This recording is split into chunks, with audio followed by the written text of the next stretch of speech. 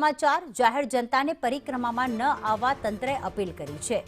સૂચના ન મળે ત્યાં સુધી પરિક્રમા રૂટ પર પ્રતિબંધ લાદવામાં આવ્યો, કારણ કે વરસાદ વરસ્યો છે અને જેના કારણે રસ્તાઓ પર કાદવ કીચડનું સામ્રાજ્ય છે। વાહન ફસાય અને લોકો હેરાન થાય તેવી પરિસ્થિતિ છે। પરિક્રમા અંગેનો આખરી નિર્ણય 1 નવેમ્બરે કરાશે। નિર્ણય કરતા પહેલા પરિક્રમાનો રૂટ ચેક કરાશે અને ત્યારબાદ જ મંજૂરી આપવામાં આવશે।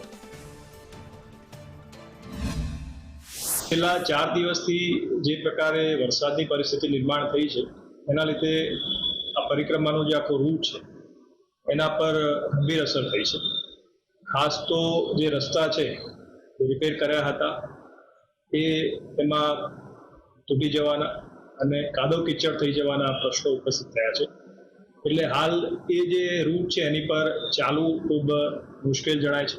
તો આપના મારફતે મારે આગામી પરિક્રમામાં જે ભાવિકો આવવા માટેનું આયોજન કરી રહ્યા છે એમને ખાસ વિનંતી છે કે આપની જે આયોજન છે એ આગામી 30-31 તારીખે જિલ્લામાં ભારે વરસાદની પરિસ્થિતિને ધ્યાને લઈ અને એ પ્લાન બાબતે જરૂરી વિચારણા કરવી।